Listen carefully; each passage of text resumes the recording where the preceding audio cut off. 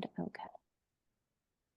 All right. So we are here tonight with Stacey Gayer, pelvic physical therapist, and here to talk about some issues that I think a lot of women experience. And, one of the things that's been interesting, Stacey, about, my interactions with you and some of the other therapists have been just understanding like what's normal versus not normal. And I'm sure you're going to go into some of that this evening and just kind of talk about, what it is in terms of the female experience and all of those good things. So I'm going to let you take it away and share your valuable information.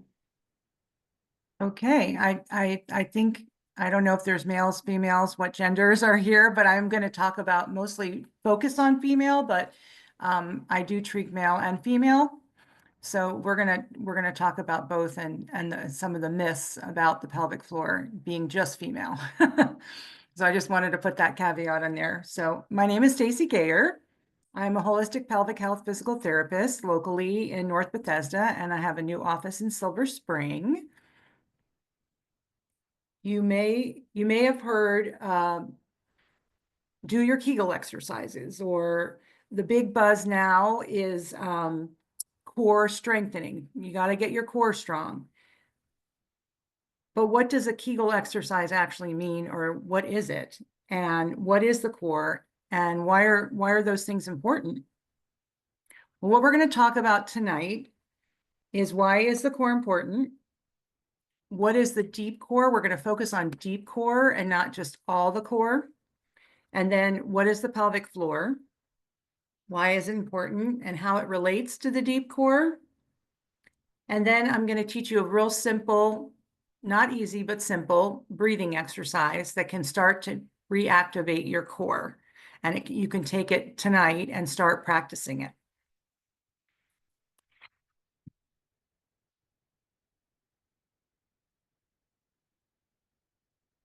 So why is the core important? Suboptimal core strength and strategy is associated with the following things. But I want to pause here for a minute, because we always talk about core strength, but I use the word strategy because it's actually how we use those muscles, how the brain tells the body to use the muscles. It's not just strengthening. It's not just, doing a bicep curl and getting that muscle strong. It's really how those muscles coordinate together, and retraining the core by training the brain to activate the right muscles. And I think you'll get a little bit more of an understanding as we go forward today. So suboptimal core, meaning the core is not functioning right. It's not strong enough. It's not, the strategies are not right, is associated with low back pain, either acute or chronic, meaning something that's new or something that you've had for a long time. It can be associated with hip pain, neck pain, pelvic floor dysfunctions, and some examples of that are prolapse or incontinence. Prolapse is when the organs drop, or pelvic pain. A likelihood of athletic injuries. There's a huge amount of research about non-traumatic ACL tears that are associated with core weakness. Likelihood of falls in the elderly is also associated with core weakness, and the list just goes on. Likelihood of developing chronic overuse injuries, patellar tendonitis, something called lateral epicondylitis, which is like tennis elbow. They're associating that with weak core. Likelihood of a lateral ankle sprain, and like I said, on and on and on the list goes. One study showed that 95.3% of AFAB, if you don't know what that is, it's assigned female at birth participants with low back pain, had some form of pelvic floor dysfunction. So huge amount of low back pain, which we know tons and tons and tons of people have low back pain, and it's very highly correlated with pelvic floor dysfunction. So it's not just Kegels, and it's not just women, and it's not just women having babies. So what is the core? It's specific muscles in the trunk, the neck, and the pelvis But like I said, today we're going to focus on these 4 deep core muscles. So in the neck, it's like your deep cervical muscles. In the trunk, it's also like your upper back, your rhomboids, your traps. And then we're going to focus on those deep 4 core muscles that are in your trunk. It's also your obliques and your lats, and then in your pelvis, the pelvic floor, which we're going to focus a lot on today. Hip adductors, where your inner thigh, and there's a small muscle in your glutes that are also part of your core, the full core. And like I said, again, I'm going to keep talking about that it's not just strength, it's the coordination of these muscles. So it goes back to the idea that there's something called slow twitch and fast twitch muscle fibers. And the core, most of the core is slow twitch muscle fibers. Those are like your marathon runners. Those are the muscles that are holding your trunk up all day long. That's what the core is, and that's what slow twitch fibers are. They go the distance. Fast twitch fibers are muscles that are quick and fast, and like if you're going to do a deadlift or you're going to lift a piece of furniture, those are the muscles that you want to do that kind of a task. So what is the pelvic floor? It's 3 layers of muscles. You can see here, this is AFAB, the female at birth. This is a female pelvis, and a male pelvis is a little bit more narrow, but it's the same muscles. They're even called the same things. It's very similar. We just have different openings. It's a lot of different muscles in the pelvic floor, but it's kind of like, we'll talk about like a hammock or a trampoline there. But the functions and why they're important, we call them the S's. It's sphincteric, the openings for the bowel and bladder, sexual function, support. So these muscles hold your organs up. And then also what we're going to focus on most today with the core and pelvic floor is trunk and pelvic stabilization. So what I was saying at the very beginning, all humans have pelvic floors, not men, women, all genders have pelvic floors. And that picture that I showed you just before was an overview looking down. But when we're going to look at some other pictures, and it's kind of like a hammock. It's different muscles all connected, but it's kind of like a hammock or a trampoline in the base of your pelvis. And sometimes we call it the diaphragm.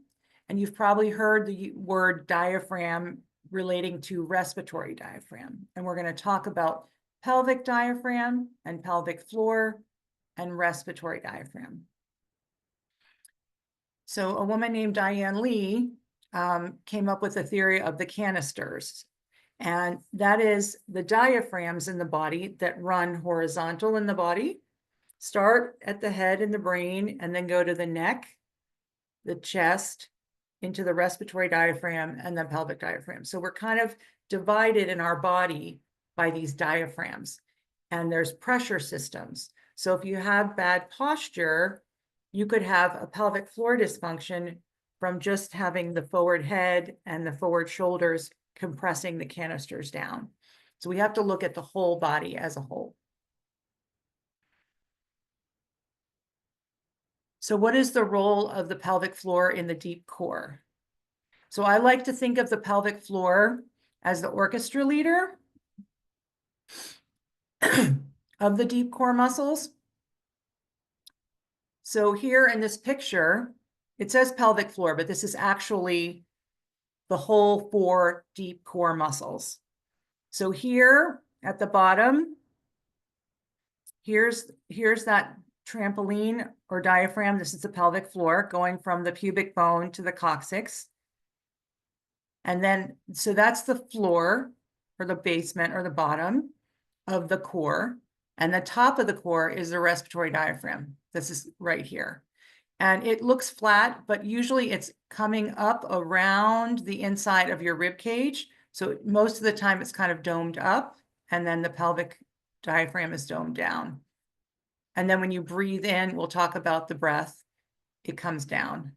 So this is the top, this is the bottom, and then this pinkish color is a 360-degree, very important deep muscle. This is 1, 2, and this is the third, and there's 4. This is a deep transverse or transverse abdominis, and it's a kind of a corset of muscles that runs, like I said, 360 degrees around the body and inserts on the spine. So I'm sure you've all heard or seen people trying to work on their 6-pack abs, and that's the rectus abdominis. That's the muscle that's on the surface, that's superficial, that's out here, and that runs vertical.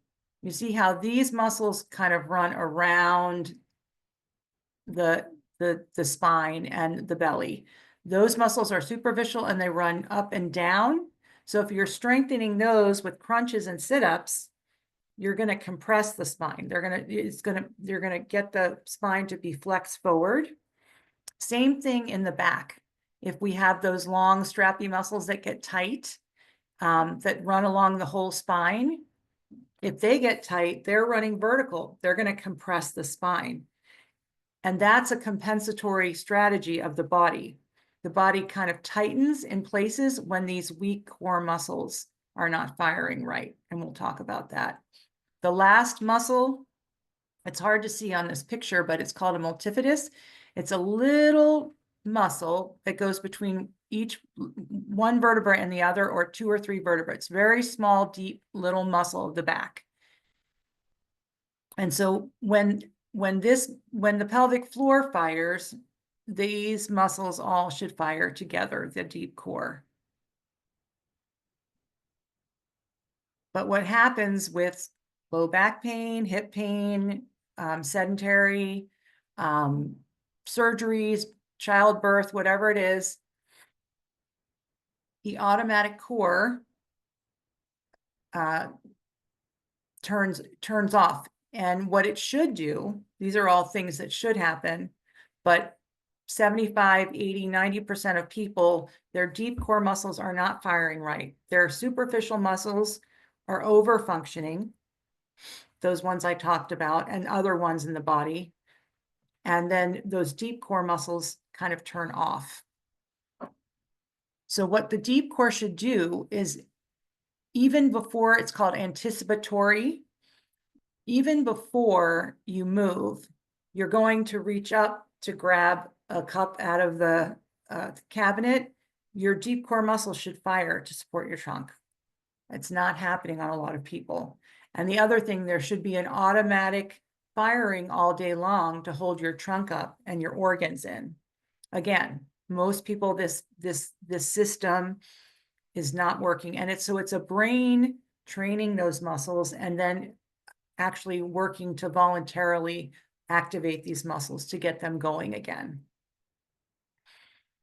So we're going to do a breathing exercise at the end to kind of learn where at least the respiratory diaphragm is and how it works with the pelvic diaphragm.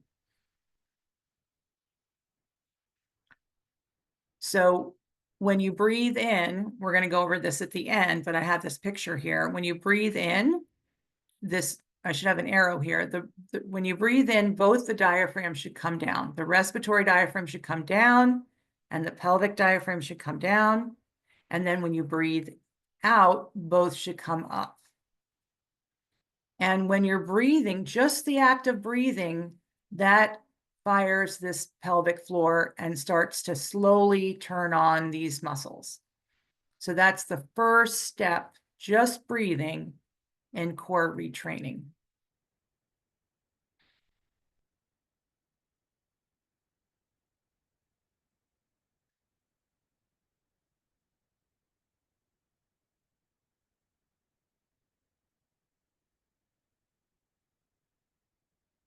So I have these pelvic floor myth busters, and if you guys want to put your questions in the chat, or if you have some things you thought about the pelvic floor or didn't know about the pelvic floor or about the core that you thought were funny, I always like funny stories about what people thought.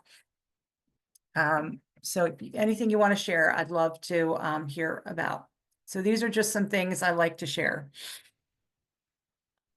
Sex should not be painful or mediocre, and there is there's pelvic floor therapy for that. You should not leak urine when you sneeze, cough, or laugh. It's not a normal part of aging. Even though a lot of women have babies and they think, oh, I just had a baby, so that's the way it is. But that is not true. There's therapy for that. There's a way to treat the deep core and the pelvic floor and have that not be a part of your life. Pelvic floor core exercises are not just Kegel exercises. When I say I'm a pelvic floor therapist, people say, oh, so you do Kegel exercises with people.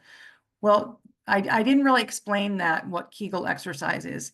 Dr. Kegel, he's probably people did it before he did it, but he's the one who got famous from it. And he just taught women how to just tighten their pelvic floor,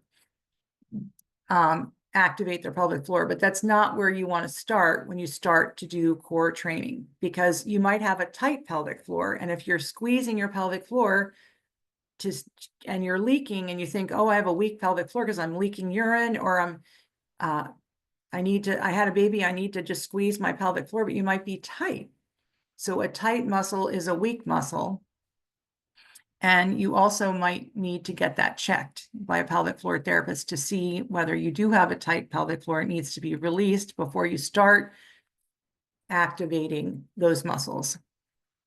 And it isn't just women who have pelvic floor. All humans have pelvic floors. The pelvic floor problems come from more than just childbirth. They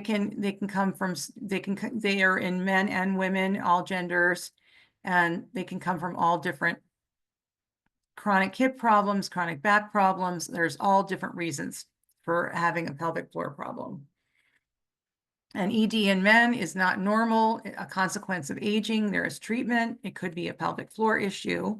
It's not always, but it could be a pelvic floor issue. And then, as we talked about earlier, unresolved hip and low back pain could be a pelvic floor or core problem.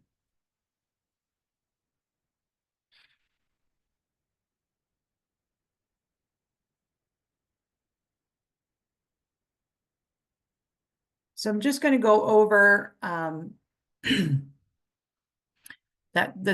mechanics of breathing. I call this umbrella breathing. And if you remember what I was saying before, the respiratory diaphragm is here, the pelvic diaphragm is here. When you breathe in, they should both go down. When you breathe out, they should both come up.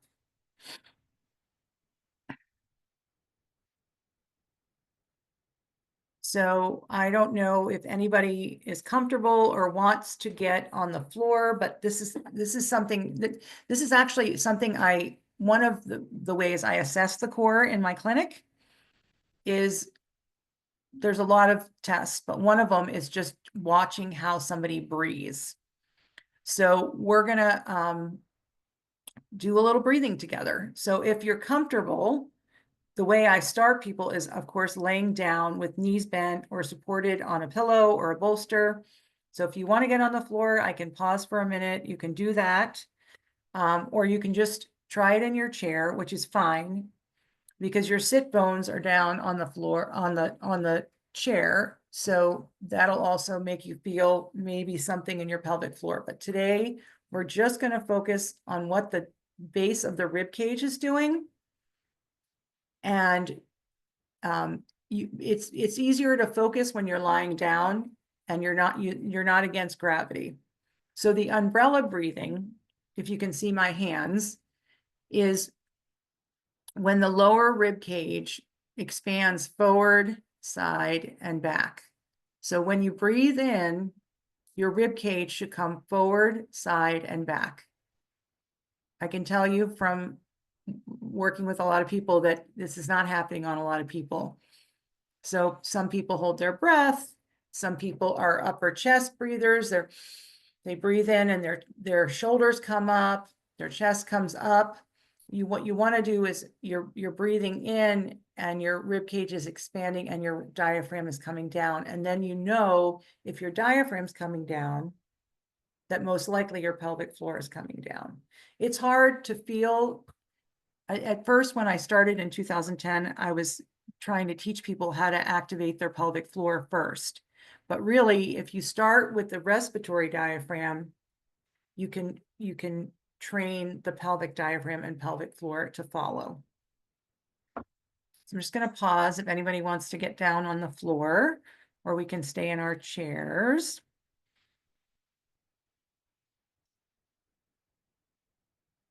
And just because I'm a PT, I always think, so we're going to put our hands on the base of our rib cage. And if you have a shoulder issue on one side, you can just do the one side.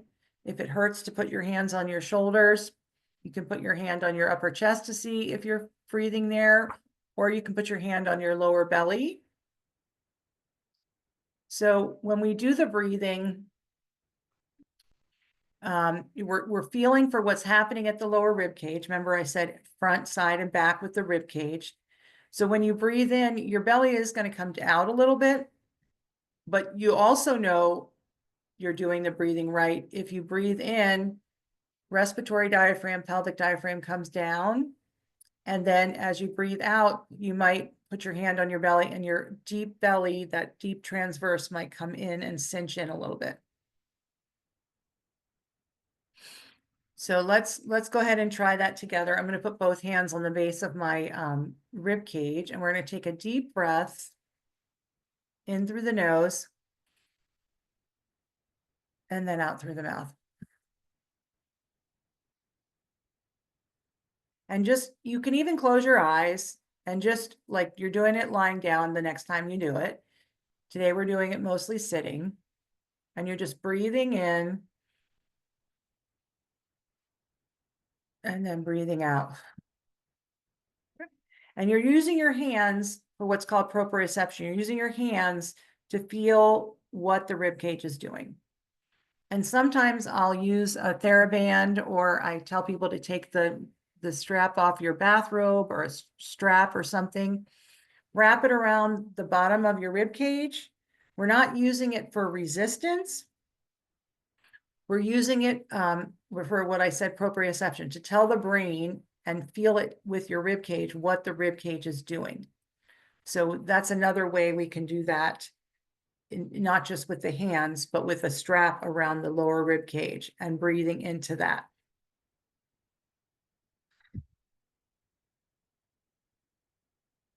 So that's the first step in your core retraining, because when the respiratory diaphragm comes down, then the pelvic diaphragm comes down, and you're starting to slowly activate those deep four core muscles. So I teach people to start lying down with legs supported, and then to practice this in different positions. And so going into the idea of like the dead bug or plank or any of those things, without the breathing, the right breathing and the right muscles firing, you're kind of jumping ahead, the cart before the horse. So we really want to make sure your breathing is right before you start doing all these quote unquote core exercises. So I start people lying, then they practice sitting, standing, different positions with activity, with exercise. And I use the example of the squat, because I know a lot of you are exercising with Amy. And so what you would do when you're squatting is breathe in on the way down, and then breathe out on the way up. And I'm not going to teach the Kegel, but when you breathe out, that's kind of like a Kegel, like you're tightening the pelvic floor and you're activating your core to help you with the movement. So I can definitely take questions about the umbrella breathing and anything about that at the end. But I do have a little funny story from some of my training. And I took a recent class, and I'm not a tennis player, but I'm sure a bunch of us have heard people playing professional tennis on TV. And I always wondered why they make that loud noise or that when they're going to serve or going to hit, and well, what they're doing is they're breathing out really strongly to fire their deep core, because they have strong arm muscles, but they really need that deep core to get that real power, to get that serve or that strong hit with the tennis racket. So that's a funny story about that. So All right. Stacey, we got some good questions if you are open. Yeah, I didn't know where we were with time, but this is Yeah. my contact info. And yeah, we can take questions. And I honestly, I think this is a good place to start, but I always recommend that you get your pelvic floor checked if you haven't. And the other thing is that's really important is the integrity of your abdominal wall. So if you've had a C-section or if you've had surgeries, even one laparoscopic site can tunnel and cause scar tissue. And then those deep transverse, those muscles aren't activating right. So there's a lot of things to think about. And then also like looking at your thoracic spine and where the ribs come in, so we can get that expansion of the rib cage, like getting all those things looked at. So I hope that you learned something tonight and you enjoyed the talk. Well, it's interesting you mentioned about the squat because that's how we teach it in strength training also. So it's good that that's aligned. Yay, good. Yay. Yes. So That's we're not doing anything counterintuitive. good. Awesome. So here are some questions, and I think maybe you may have answered some of the pieces of it as you've talked through it because they came up a little bit earlier, but I think we can address it one way or another. One question that came through was, what type of exercise is not good for the pelvic floor? What exercise is not? Um, well, doing too much weight and bearing down, like holding your breath. And when you hold your breath, you're going to put, that canister thing, and you're going to put a lot of pressure and you down into your pelvic floor. And I think it's hard to say what exercise is really bad. It's just putting that extra pressure. And what happens too is when you do too much weight with an exercise, or you do an exercise, and I'm sure, Amy, you've seen this, where there's compensatory strategies where like you go into an arch in your back, or you're just, let's say you're doing a squat with a bar, and it's too much weight, and you kind of like, doing stuff like that, those are things that are really, really bad for your core and for your body, because it's teaching the motor planning in your brain to do that activity. So when we retrain the core, we say, okay, let's say you're a CrossFit person or you're doing your exercises and you do squats. Let's take the weight way back and move it up so that you get the good form. And I would take somebody into the breathe, make sure they have the breathing right. Like I'm taking a lot of my clients out of their core and exercise, starting with the breathing and then adding simple exercises and then building them up so their brain and their body relearns the patterns, if that makes sense. Yeah, and that's how we do it too in strength training, right? It's form first, and then we add weight, right? Good form before adding load. Yeah, love that. All right, Love that. so another question. All right, so this breathing exercise you'll teach us will actually retrain and strengthen the deep core at the same time. Do orthopedic surgeons now know that addressing unresolved hip, back, or knee problems could possibly require a pelvic floor consultation?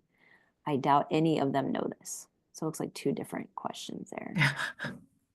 I think I need them read again, but do orthopedics? I doubt it. I literally got some of this statistics at the beginning from a class that because I started pelvic floor in 2010. I'm aging myself, but I went to PT school in 1997. And really interesting is that in the class when she started, she talked about in the early 2000s, and this was after I graduated, even PTs did not have any consensus about what the core was and how to strengthen and that kind of thing. And they were still teaching sit-ups and crunches. Sit-ups and crunches. Oh, what's bad for the core? Sit-ups and crunches. And then you're putting a lot of pressure down on your pelvic floor. And remember, we were talking about rectus abdominis. You're trying to work that flexor. You want to work the deep core, like the transverse abdominis. And that's fired by the pelvic floor. So when you start doing the breathing, that's when you're starting to activate. And then you take your breathing and tightening into exercise. But I didn't want to start talking about a lot of tightening because we have different people here in different bodies and I don't know the histories. So I think the breathing is like the very basic thing to start with. It's such a good thing. And it kind of tunes you in to where these muscles are. And I hope that was helpful. And I think it's probably something if you lay down and do like a couple of times, you'll get a little bit more out of it, hopefully. Okay. Yeah, I think that, and that I think covered it, right? That breathing exercise you covered is kind of like the basis of, getting into addressing that deep core. All right. So, all right, here just looks like a comment. Now that I'm working out a lot, I am not in the bathroom all night. Yay. Congratulations. That's great. Yes, right. That's good relief. And then let's see here. Is the squat that stimulates being about to sit down without actually sitting down defeating the one that you taught us? I'm guessing the squat. I mean, the squat pattern I think is the same across all, whether it's sitting down to the toilet or a chair and at the dinner table to lifting. That's going to be, in my opinion, that's all the same movement pattern. But maybe you can put I'm your not really thoughts around that. understanding the question. Is she asking you about a weight that you taught the squat or what I said about squatting? I'm not sure. I'm guessing me, maybe, because I don't think you didn't teach us a squat. It's a squat that Yeah. stimulates being about to sit down without actually sitting down, defeating the one that you taught us. No, I mean, I think squats are squats, right? Yeah. Yeah. Is the main issue about the breathing while we squat? Yes, yes, because we're trying, because you're wanting, I mean, Amy might have a different answer, but you're trying to strengthen your glutes and your quads and your hamstrings, but really we want to be firing the deep core with the breathing to help do the movement. So that prevents the injuries, that prevents the knee pain, that prevents the hip problems. And every time you do something, you want to be using your breath to fire the core. If that, I don't know if that answers the Yeah, question. and the stability. So people, I think one thing to kind of drive home is stability comes from the core. So that's why we want to keep the core really strong and resilient because all of our body parts come from that main section. It's like the tree trunk, right? So we want to make sure that that's a very strong component of your body.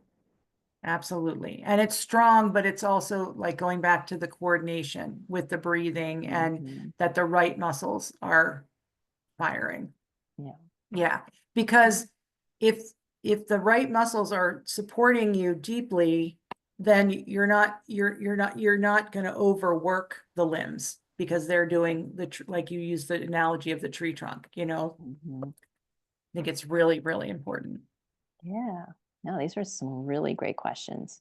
All right, looks like the question was answered. Okay, awesome. All right, guys, any last questions for tonight? That was really good, Stacey. Lots of great information, and I will definitely be sending out the recording to people. So Wait, I think are she sharing something that or she's just telling us that's why she's late? I'm not seeing it. I don't know if you gotta, I'm Oh, just yeah, looking let me through go the to the group. bottom. Yeah, let me go to the bottom.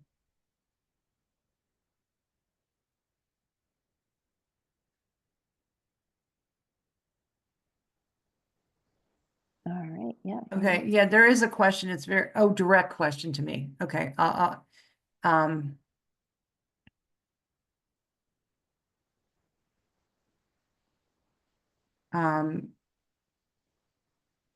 the person who asked me that question, do you want to Yes, please contact me directly.